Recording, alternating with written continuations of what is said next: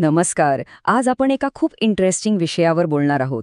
अर्थव्यवस्थेचं मोठं चित्र. म्हणजे बघा, एका झाडाबद्दल नाही तर अख्ख्या जंगलाचा अभ्यास कसा करायचा ते समजून घेऊया. चला तर मग सुरुवात करूया. आपल्याला रोज काही प्रश्न पडत असतात नाही का? जसं की अरे हे पेट्रोलचे भाव सारखे का वाढतात?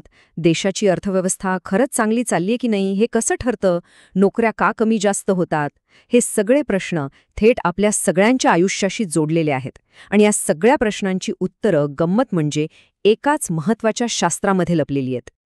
आणि ते शास्त्र म्हणजे समग्रलक्षी अर्थशास्त्र. इंग्रजीमध्ये ज्याला आपण मॅक्रो इकॉनॉमिक्स म्हणतो.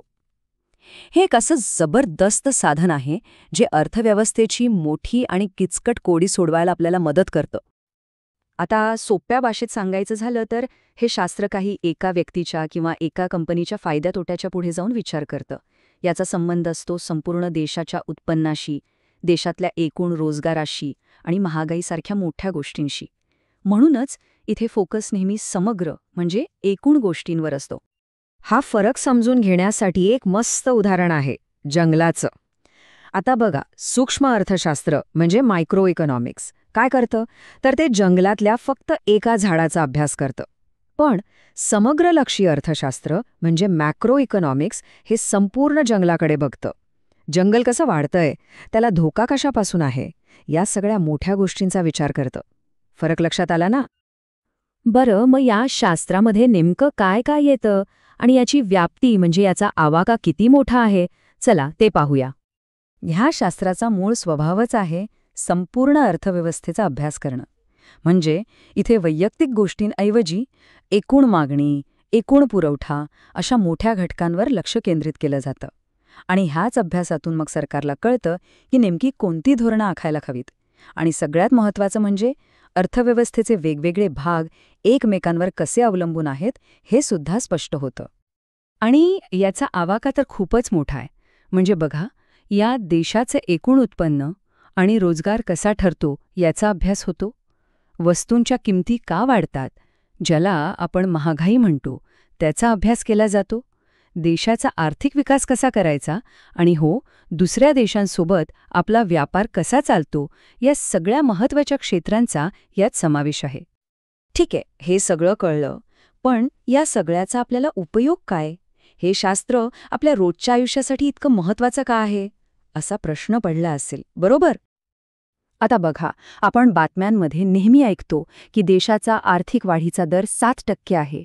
पण ह्या एका आकड्याचा नक्की अर्थ काय असतो? याचा अर्थ नवीन नोकऱ्या तयार होत आहेत का, लोकांचं राहणीमान सुधारतंय का? हे असे आकडेच आपल्याला अर्थव्यवस्थेची खरी दिशा दाखवतात. आणि म्हणूनच या शास्त्राचं महत्त्व खूप आहे. सरकारला टॅक्स किती लावायचा, कुठे खर्च करायचा, व्याजदर काय ठेवायचे, ही सगळी धोरणं ठरवायला याची मदत होते.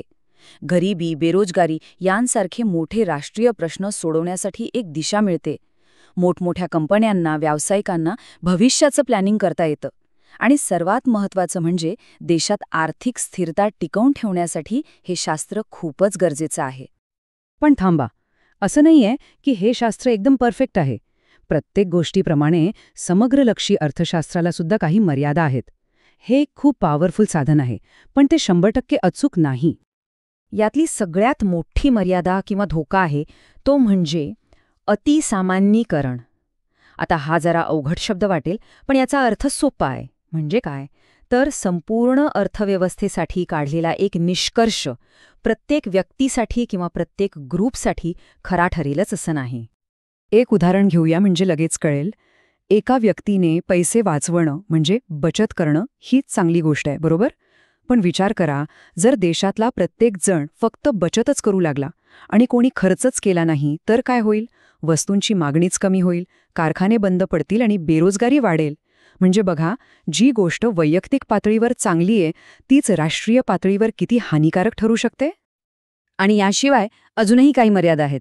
जसं की आपण म्हणतो की सरासरी राष्ट्रीय उत्पन्न वाढलं, पण त्यात कदाचित फक्त श्रीमंत अजून श्रीमंत झाले असतील आणि गरीब तिथेच असतील.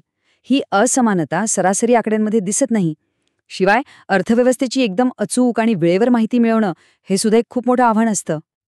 तर थोडक्यात काय, समग्रलक्षी अर्थशास्त्र हे म्हणजे आपल्या अर्थव्यवस्थेच्या डॉक्टरच्या हातातल्या स्टेथोस्कोपसारखं आहे. ते आपल्या अर्थव्यवस्थेची तब्येत कशी आहे हे तपासतं, मोठ्या आजारांवर म्हणजे मोठ्या समस्यांवर उपाय सुचवतं आणि भविष्यात काय होऊ शकतं याचा अंदाज घ्यायला मदत करतं. आणि हे सगळं समजून घेतल्यानंतर एक महत्त्वाचा प्रश्न आपल्या सगळ्यांसमोर उभा राहतो. येणाऱ्या काळात आपल्या अर्थव्यवस्थेसमोरचं सगळ्यात मोठं आव्हान कोणतं असेल? वाढती महागाई असेल, बेरोजगारी असेल की आणखी काहीतरी तिसरंच? यावर नक्कीच विचार करायला हवा.